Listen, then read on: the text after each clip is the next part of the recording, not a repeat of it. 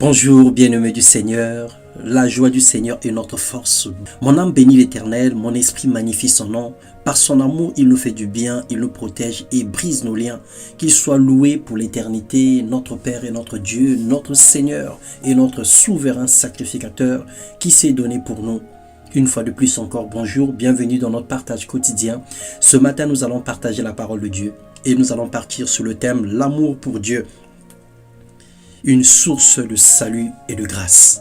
Lorsque nous lisons dans Romains, le chapitre 8, le verset 28, la Bible dit « Nous savons du reste que toute chose concourt au bien de ceux qui aiment Dieu et de ceux qui sont appelés selon son dessein. » Il y a plusieurs types de situations qui peuvent arriver dans la vie d'un enfant de Dieu.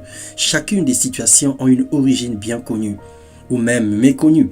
Les malédictions liées au péché de nos parents ou grands-parents occupent une place lorsque nous l'ignorons. Et c'est ce point spécifiquement que nous allons discuter ce matin. Nous allons nous apitoyer sur ce sort-là. Dans Ésaïe 14, le verset 21, la Bible déclare « Préparez le massacre des fils à cause de l'iniquité de leur père, qu'ils ne se relèvent pas pour conquérir la terre et remplir le monde d'ennemis. » Voilà ce que le diable projette comme idée, ou encore voilà ce que le diable fait comme un plan pour massacrer les fils à cause des erreurs de leur père. Jérémie 29, 11 nous dit par contre que Satan et son royaume font des complots contre nous. Je voulais dire Satan et son royaume font des complots contre nous, contre l'homme pour l'empêcher de vivre le plan de Dieu. Leur engagement est fortement déterminé pour barrer la voie à l'homme et principalement aux enfants de Dieu. Mais le Seigneur a pour tout homme les projets de paix et de bonheur pour lui donner un avenir et de l'espérance, nous disait Jérémie 29, le verset 11. Et le Seigneur réplique encore, ces complots subsistent avant même notre naissance à cause des actes posés par nos parents et grands-parents dans le principe divin. La vie continue de génération en génération. Selon Exode 20, le verset 5 au verset 6, on parle de la malédiction des pères qui atteint de la première jusqu'à la quatrième génération de ceux qui désobéissent.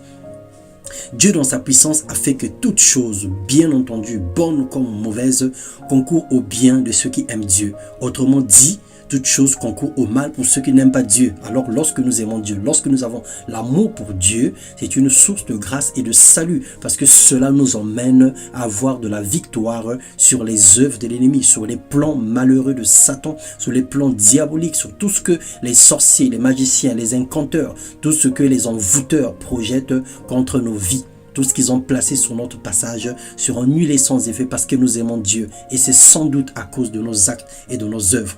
Donc l'amour de Dieu changera ta destinée de malédiction en bénédiction.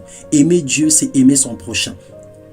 C'est aimer son ennemi, c'est considérer les intérêts des autres. C'est se supporter et avoir de l'égard pour l'autorité, pour le pasteur, pour nos parents, pour tout ce qui mérite de l'honneur.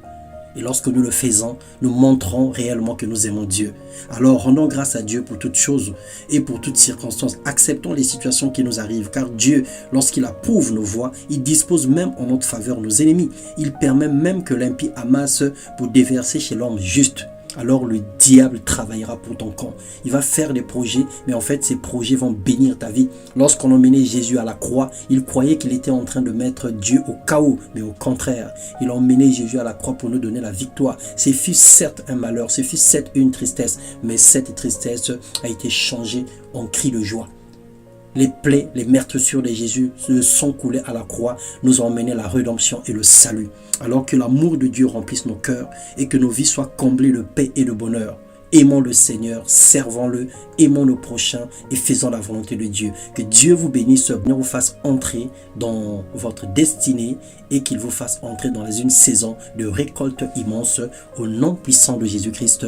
Amen.